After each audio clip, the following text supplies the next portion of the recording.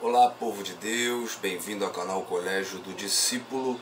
Seja bem-vindo mais uma vez ao nosso canal, você que já está acostumado a entrar aí e assistir nossos vídeos. Para você que ainda não se inscreveu, se inscreva no nosso canal, tá bom? Dê o seu like, ative o sininho das notificações para você receber sempre que tiver vídeo novo, tá? A gente geralmente está postando aí dia sim e dia não um vídeo novo aí, muito bom para o conteúdo cristão. Além de ensino da escola dominical, né, a gente faz um resumo da aula, a gente também tem opiniões, tem estudo bíblico e pregações, tá bom? Então é muito bom que você fique aí conosco. Assista até o final, tá? Fique com a gente aí. Hoje nós vamos trazer o resumo da aula da escola dominical, tá? Fica com a gente aí, vamos falar um pouquinho juntos aí da palavra de Deus.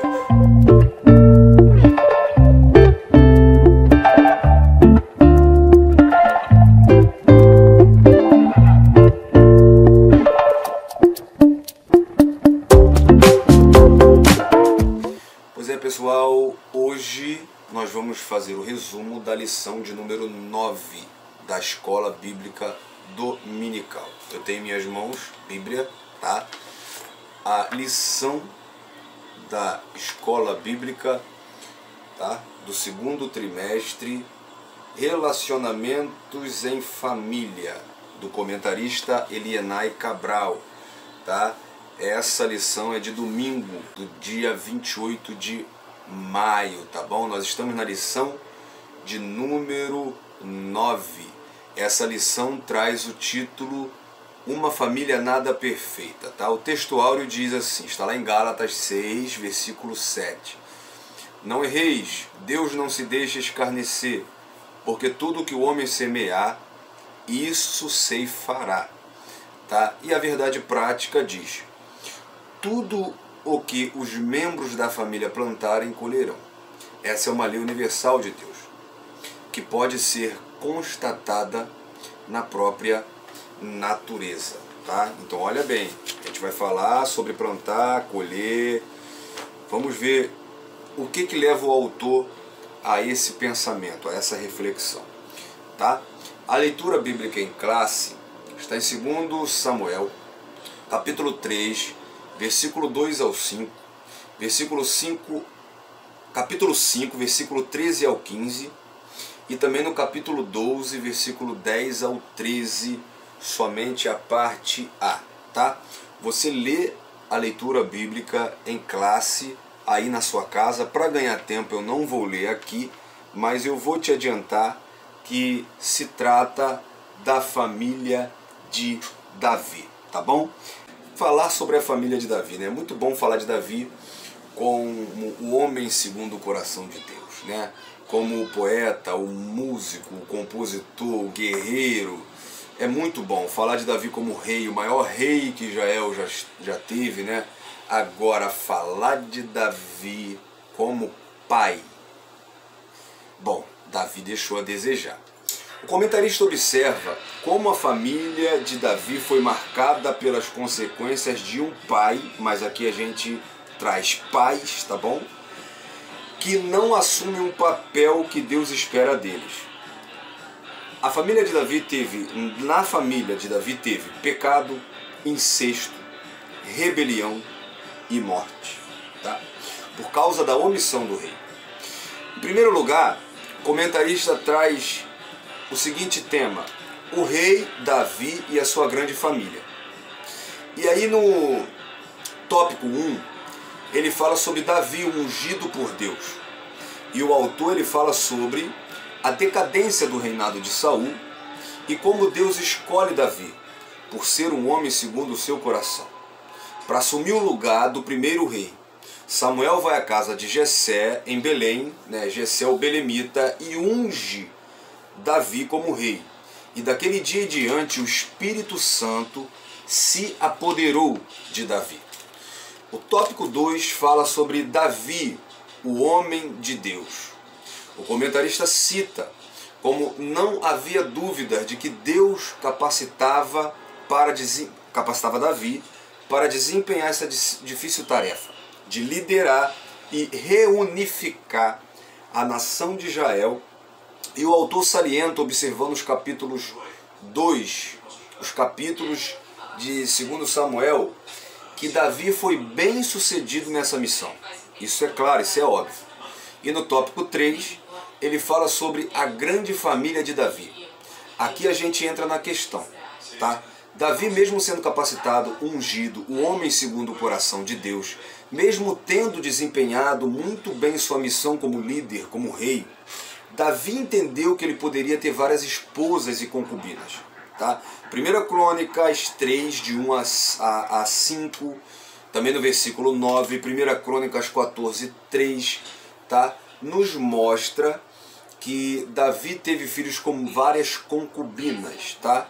Com isso, Davi teve mais de 20 filhos.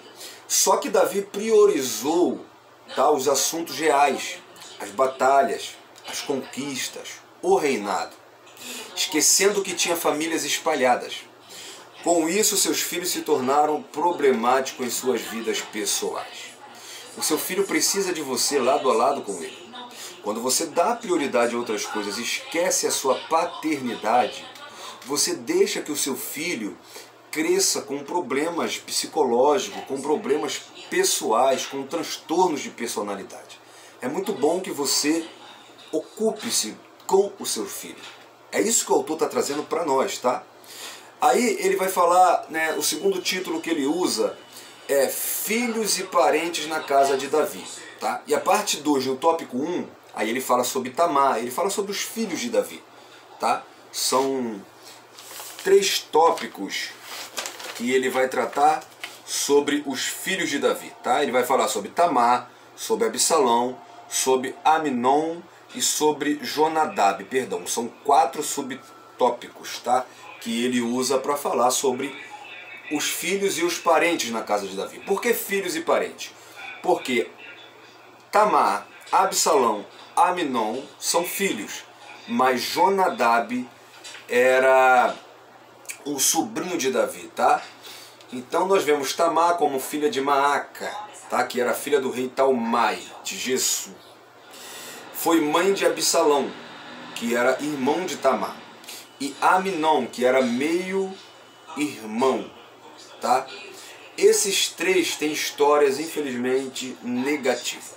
A beleza da virgem Tamar seduziu Aminon, e ele se apaixonou pela irmã, tá?